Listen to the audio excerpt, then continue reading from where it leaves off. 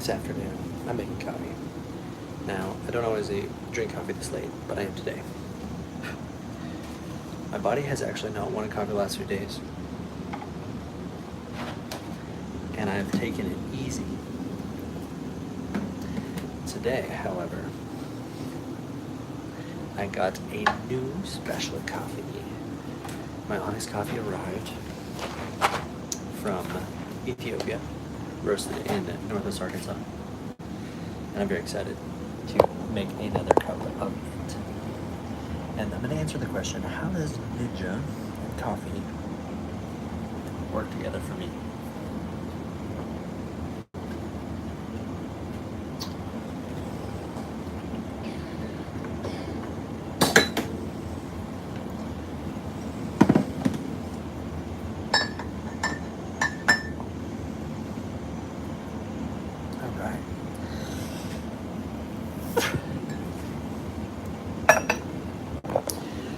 So,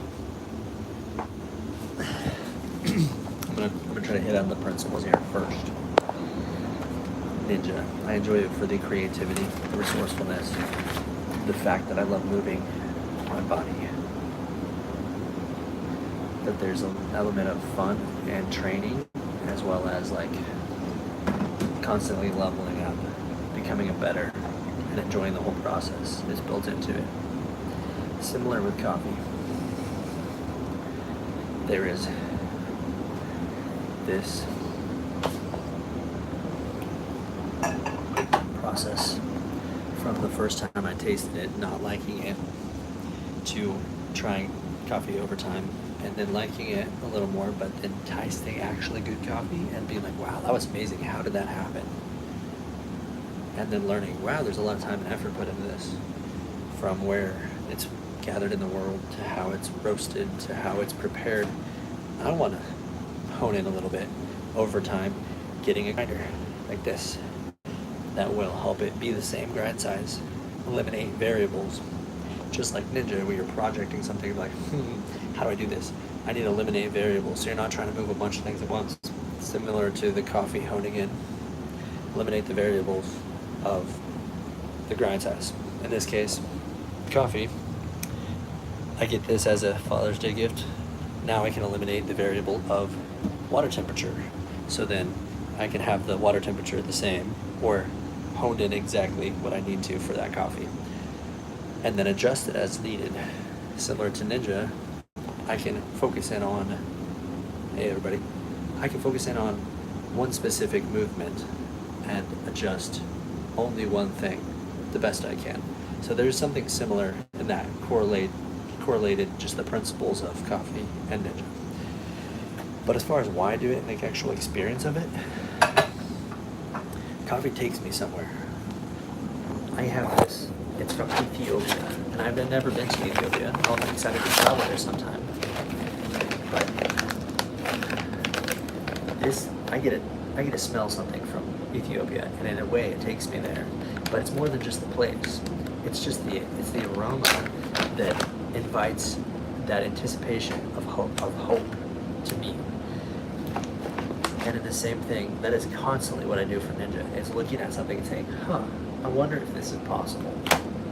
If anyone's seen that Electric Enzo video, where he does like Ninja Warrior Gym stereotypes, it's actually pretty accurate and hilarious. Alright. So, in the coffee side of things, here I'm measuring. I'm going to do exactly, probably 15 grams. Let's do 15. Oh, 16. We'll do 16 because it's likely that when I grind it, takes away part of it. All right. This is what we're doing today.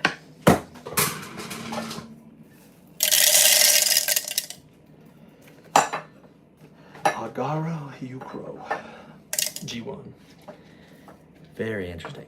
Bergamot, apricot, barley tea, caramel. Yes, I definitely got those. The bergamot was real, and that tea was so interesting. All right, let's do this thing. Cover your ears.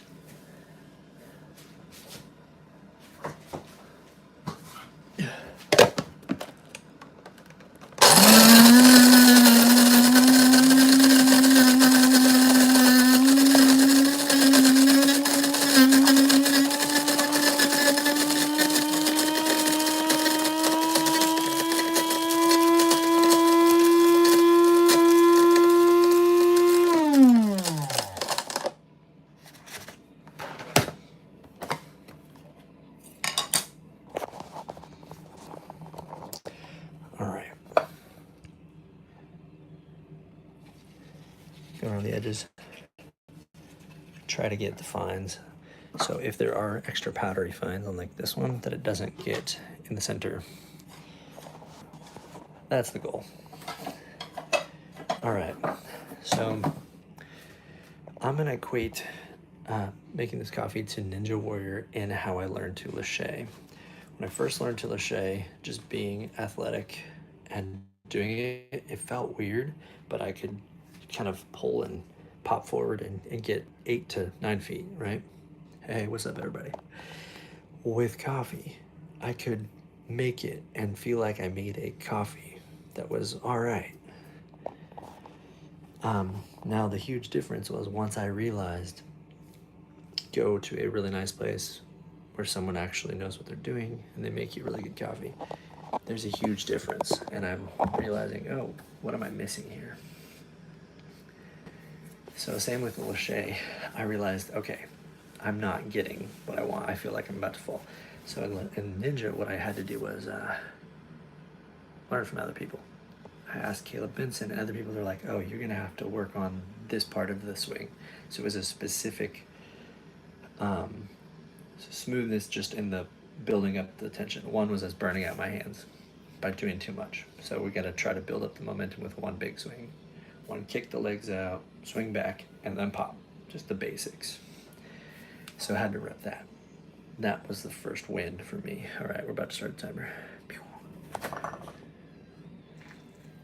Okay, here, come check it out. The pour cam. There we go. All right, just the bloom. A little messy, that's fine. All right, just gotta get that wet. And I'm not trying to get the fines on the edges wet. All right, I actually like a longer bloom. We'll see. We'll go to probably about a minute. See what it's like. Roughly using this guide. Okay. So after a few months at Flipside Ninja Park working as a coach, coaching kids, I got to the point where I was like, I need to be intentional so I can keep progressing. So I learned from Caleb, who had gotten a 13-foot lache at the time, and my record was like 9 or 10.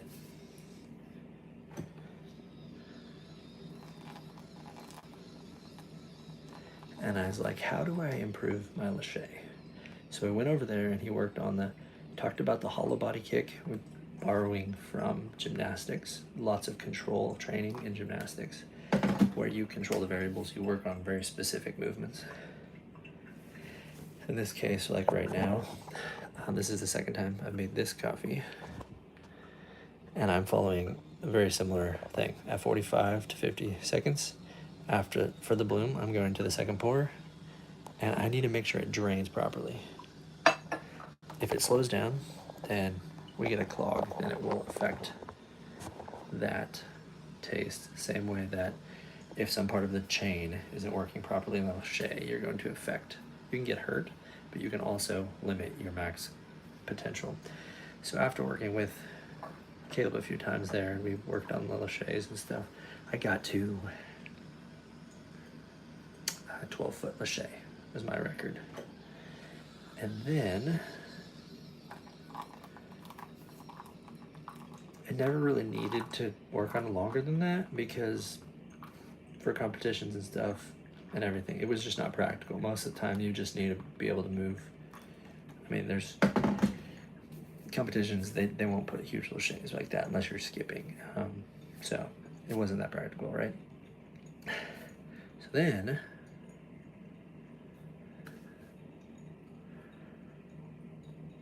Then, 3 years later, after I stopped working at Flipside, COVID happened.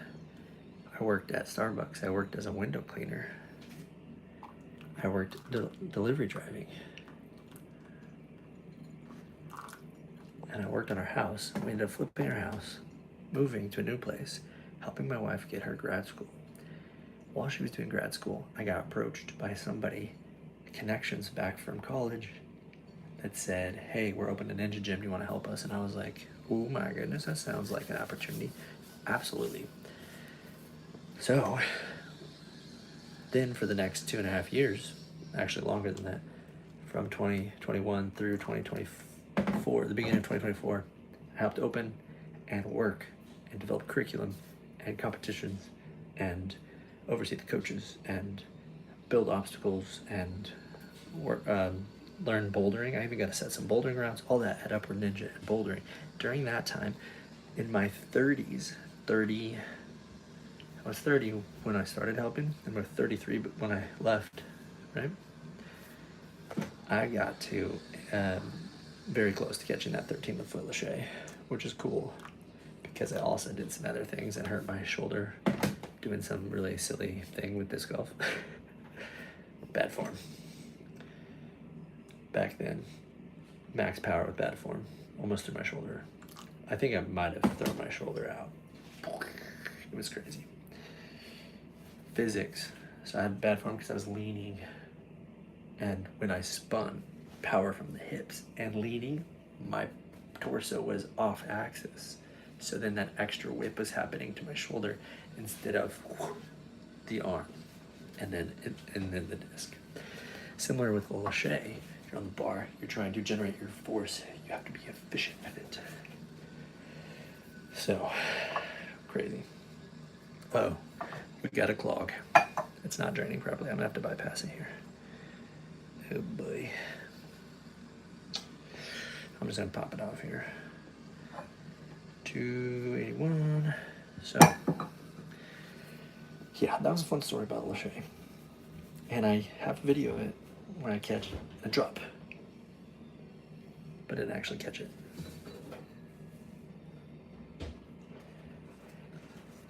I'll get back there, and I'm gonna beat that 13-foot lâché. I'll actually catch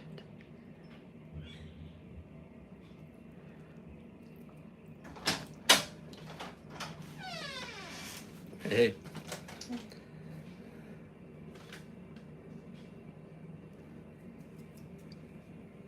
You might want to stay at the screen.